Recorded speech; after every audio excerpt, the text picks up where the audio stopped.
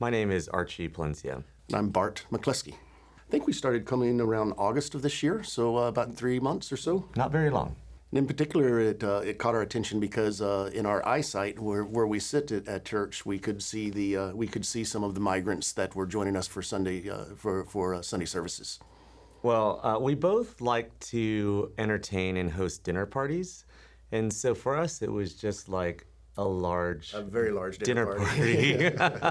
So it was that we had to pull out the big pots because obviously we've never cooked for that many people before, and so it was a fun challenge to try to figure out how to do it. And the internet makes it easy because you can put in your recipe and scale it up for 35 and kick out exactly what you need to buy. So that part at least was easier than expected. The first night we prepared tri-tip. Mm-hmm. And an orzo salad, if I recall. We thought tri-tip is very California, and every culture has its barbecued meats. So we thought we'd introduce them to the California's barbecue. Yeah, and then on the second night we prepared a crispy fish stir fry and a salad, I think. Mm-hmm. Oh, the acorn squash. Oh, the acorn squash. We tried to think of something that they may not have had, and so we thought fish might be something that wouldn't be very common. People think to prepare that for a large group, and so that's the reason we picked the fish dish. Yeah, we wanted to just think of variety and maybe what they haven't had yet.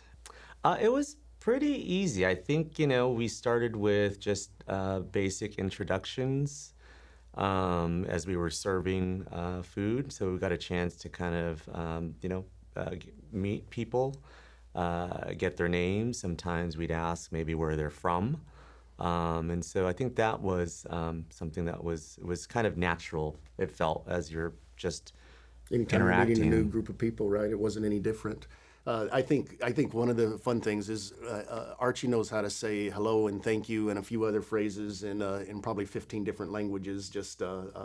He just does, and it was kind of fun. When for instance, the Chinese family when they came through, although both of us only knew ni hao or just some very shay, some very basics. It's still you could see in their faces that an appreciation of acknowledgement of their language, and I speak passable Spanish, and so it was fun to visit with. To visit with the migrants that spoke Spanish. Unfortunately, sometimes, and Archie gave me a hard time about this, unfortunately, sometimes I would forget, that person's from the Middle East, they're not from Mexico, and so I would speak the wrong language, but they'd smile. And the other thing that we found that was very helpful was Google Translate. So I think, some of the migrants, they would just start typing and then they'd show us what they typed. And that was a fun way to communicate because we're in technology and we barely use Google Translate. So that was kind of fun. I think the important thing is it shows what a community of faith can do when we work together. And so our pastors led us in opening up the opportunity. We had the opportunity to respond in our small way, and the end result was that we did something as a congregation that any one of us couldn't have possibly pulled off. And so we're really appreciative of the leadership and the opportunity to serve. Yeah, and a free car wash. Well, we drove up with food loaded in the car. We had some help unloading and everything, and then someone asked me for the keys to the car because they said a group of them wanted to wash it. And so, and I think that we needed that car wash. We needed that car wash too. It was well timed. Being part of First Church and going and attending service it allowed us this opportunity to serve, to meet this call to service, which I don't think we would not typically have. Right? We'd have to maybe search for it, so that I think was something that was really nice to get from this. It's a hot political issue right now. The problems with immigration and migrants, and so many people have very strong opinions related to it.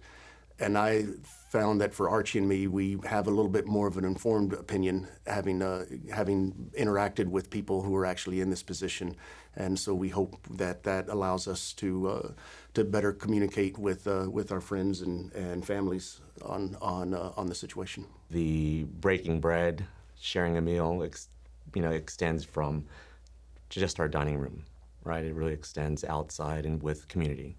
And I'm so, glad you said that because it's kind of fun that because we broke bread with the migrants, when we see them in church, we have a really strong connection with them. We make a point of saying hello, and it's that has allowed us, even though First Church is very friendly, we're extra friendly with the migrants because we broke bread with them.